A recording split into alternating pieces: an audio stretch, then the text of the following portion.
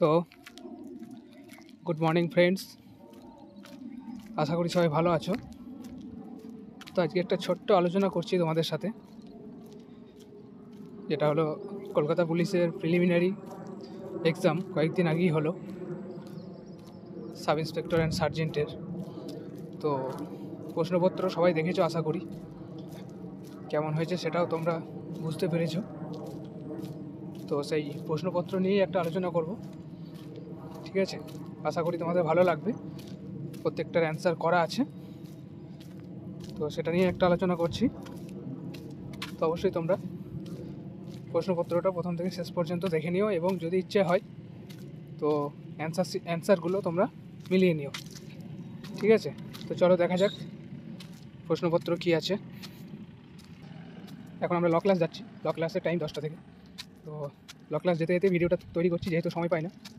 তো একটা লাইক এবং কমেন্ট অবশ্যই করবে, তার সাথে যদি ভালো লাগে তো সাবস্ক্রাইব করে দেবে, এবং প্লিজ রিকোয়েস্ট করব বন্ধুদের মাঝে শেয়ার করে দেবে, ঠিক আছে? তো চলো প্রশ্নগুলো একটু দেখে নিই। এবারের প্রিলি এক্সাম আশা করি সবার ভালোই হয়েছে, আর প্রশ্নপত্র খুব সহজ ছিল না আর খুব কঠিনও ছিল না। আমার যেটুকু মনে হচ্ছে যে প্রশ্নপত্র মোটামুটি মডারেট টাইপের ছিল, আর মোটামুটি যারা প্র্যাকটিসের মধ্যে আছে, অর্থাৎ পড়াশোনা কন্টিনিউ করে যাচ্ছে, তারা আশা করি মোটামুটি 140+ 130+ পেয়ে যাবে। তো বেস্ট অফ লাক, দেখা যাক রেজাল্ট কী হয়। সবারই তো পাস করা সম্ভব নয়, তো কিছুজন পাস করবে, কিছুজন হয়তো পাস করতে পারবে না, মানে হয়তো কোয়ালিফাই করতে পারবে না কাট অফ। তাদের জন্য আবার নেক্সট আসছে, অপেক্ষা করতে হবে, আর তার সাথে পড়াশোনা চালিয়ে যেতে হবে, ঠিক আছে? তো চলো আজকে প্রশ্নপত্রটা একটু দেখে নেওয়া যাক।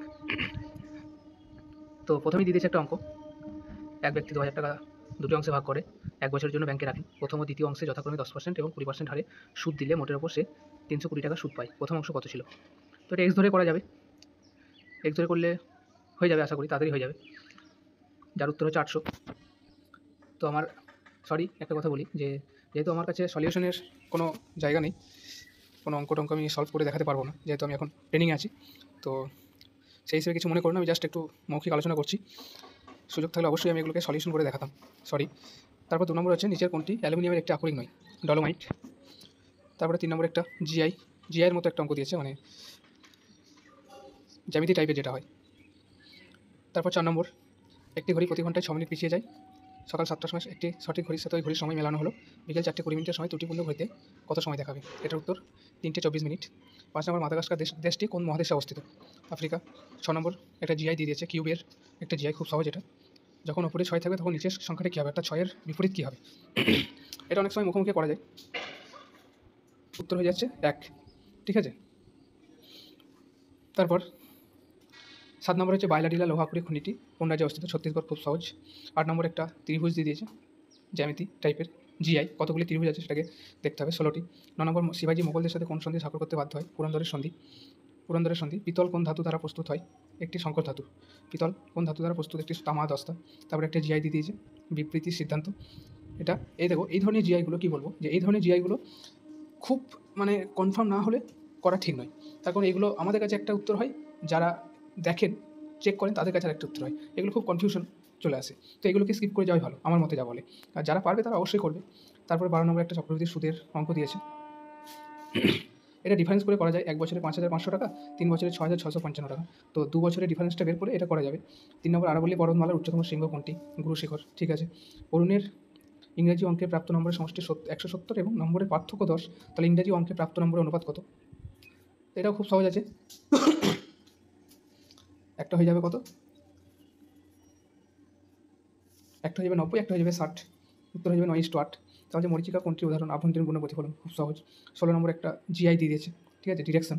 তারপরে কী বলছে 17 নম্বর, কোন অ্যাসিডকে অ্যাকোয়াফর্টিস বলা হয়? Nitric acid. 18 নম্বর, একটা জিআই দিয়েছে, ঠিক আছে, উত্তর হচ্ছে 5। দেখে নিও এটা একটু। নালী ক্ষয় কোন প্রাকৃতিক শক্তি দ্বারা সংগঠিত ক্ষয়কার্যের উদাহরণ? জলপ্রবাহ। 20 নম্বর, একটা অঙ্ক দিয়েছে, নল চৌবাচ্চার অঙ্ক, উত্তর 6। 21 নম্বর হচ্ছে অঙ্গের ব্যবহার ও অব্যবহারের সূত্রটি কোন বৈজ্ঞানিক প্রবর্তিত মতবাদ? ল্যামার্ক। 22 নম্বর, একটা অঙ্ক দিয়ে দিয়েছে, নৌকা স্রোতের অঙ্ক, উত্তর দেখে নিও। 23 নম্বর হচ্ছে নিচের তিনটি কোন কারণে সদৃশ্য এবং একটি শ্রেণীভুক্ত? কোনটি ওই শ্রেণীভুক্ত নয়, মানে নিচের কোনটি আলাদা, ঠিক আছে? তারপরে মানবদেহের অগ্ন্যাশয়ের আলফা কোষ থেকে কোন হরমোনটি নিঃসৃত হয়? গ্লুকাগন। তারপরে একটা সময়ের একটা অঙ্ক দিয়ে দিয়েছে। কত সালে হলদিঘাটের যুদ্ধ হয়েছিল? 1576। ক্ষুদ্রতম পূর্ণবর্গ সংখ্যা নির্ণয় করুন যা যথাক্রমে 21, 36 ও 66 দ্বারা বিভাজ্য। এটাও করে নিতে হবে। 28 নম্বর হচ্ছে ইংরেজি বর্ণমালাকে উল্টো দিক থেকে লেখা হলে কোন বর্ণটি ডান দিক থেকে নবম বর্ণের বাম দিকের পঞ্চম বর্ণ হবে? ইলবার্ট বিল কোন বিষয়ের সঙ্গে যুক্ত? বিচার ব্যবস্থা। এই প্রশ্নটা খুব ইম্পর্টেন্ট, ঠিক আছে? ইলবার্ট বিল এটা প্রত্যেকটা পরীক্ষাতে কিন্তু আসে। ইলবার্ট বিল বিচার ব্যবস্থার সাথে সম্পর্কিত। 30 নম্বর সাধারণ চাপ ও তাপমাত্রায় নিচে কোনটি অনিয়তকার নয়? সাধারণ লবণ। 31 একটা গড়ের অঙ্ক দিয়েছে, খুব সহজ অঙ্ক। 32 নম্বর কোন রিট অনুযায়ী ঊর্ধ্বতন কোর্ট কোনো নিম্ন কোর্ট বা কোনো ব্যক্তিকে তার কর্তব্য পালনে বাধ্য করতে পারে? ম্যান্ডামাস। 33 নম্বর দেখো একটা জিআই দিয়েছে। তারপরে 34 নম্বর একটা সময় কার্যের অঙ্ক। 35 নম্বর মানব মস্তিষ্কের কোন অংশ দেহের ভারসাম্য নিয়ন্ত্রণ করে? লঘু মস্তিষ্ক। 36 নম্বর একটা অঙ্ক দিয়ে দিয়েছে, বিনিয়োগের অঙ্ক, অংশীদারের কারবার যেটা। 37 নম্বর হচ্ছে হাতের সাহায্যে কোনো বস্তুর তোলার সময় হাত কোন শ্রেণীর লিভার কাজ করে? তৃতীয় শ্রেণীর লিভার। তারপর 38 নম্বর অঙ্ক একটা ভোটের অঙ্ক দিয়েছে, খুব সহজ আছে অঙ্কটা, সম্পূর্ণ কিন্তু এটা কমন অঙ্ক। 38 অঙ্কটা কিন্তু একদমই মানে কমন অঙ্ক বলা যায়। 39 রামচরিত কালেখা সন্ধ্যাকর নন্দী। তুলসীদাসের হচ্ছে রামচরিত মানুষ। 40 নম্বর একটা GI. 41 number servants of India society Gopal Krishna Gokhale. 42 নম্বর হচ্ছে ভারতবর্ষের প্রথম লোক আদালত কোন শহরে বসছিল? সঠিক উত্তর হলো গুজরাটের জুনাগড় জেলার উনা শহর। তার নিশ্চয়ই এই প্রশ্নটা ভুল আছে, তো ভুল থাকলে সবাই অবশ্যই নাম্বার পাবে 1 নম্বর। তারপরে 43 একটা গতিবেগের অঙ্ক দিয়েছে। 44 লোকসভায় পাশ হওয়ার পর একটি অর্থ বিল রাজ্যসভায় প্রেরিত হওয়ার কতদিনের মধ্যে আবার লোকসভায় ফেরত পাঠাবে? 14 দিন।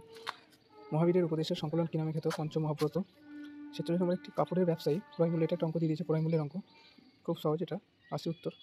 দারিংবাড়ি পর্যটন স্থলটি কোন রাজ্যে আছে? উড়িষ্যা। 48 নম্বর 1967 সালে নিম্নলিখিতের মধ্যে কোন ব্যক্তি উপপ্রধানমন্ত্রী নির্বাচিত হন? মোরারজি দেশাই। 49 নম্বর একটা অঙ্ক সরল চক্রবৃদ্ধি সুদ ও সরল সুদের পার্থক্য, ঠিক আছে? এটা একটা সূত্র আছে, সেই সূত্র অনুযায়ী করলে খুব তাড়াতাড়ি হয়ে যাবে। 50 নম্বর পিঁপড়ের হুলের মধ্যে নিচে কোন অ্যাসিডটি থাকে? Formic acid. ইমানুয়েল ম্যাক্রন কোন দেশের রাষ্ট্রপ্রধান ছিলেন? ফ্রান্সের। 52 নম্বর একটা অঙ্ক, ঠিক আছে? অঙ্কটা খুব সহজ আছে। 53 নম্বর উদ্ভিদের পরিপক্ক বীজে কোন হরমোনটি সংশ্লেষিত হয়? জিব্বারেলিন। 54 নম্বর হচ্ছে ইউনেস্কো সদর দপ্তর প্যারিস, এটা খুব ইম্পর্টেন্ট অঙ্ক মানে প্রশ্ন, ঠিক আছে? ইউনেস্কো সদর দপ্তর ফ্রান্সের প্যারিস। তারপরে একটা অঙ্ক দিয়ে দিয়েছে 55। 56 নম্বর হচ্ছে দ্বিতীয় চন্দ্রগুপ্তের রাজত্বকালে কোন পরিব্রাজক ভারতে আসেন? ফাহিয়েন।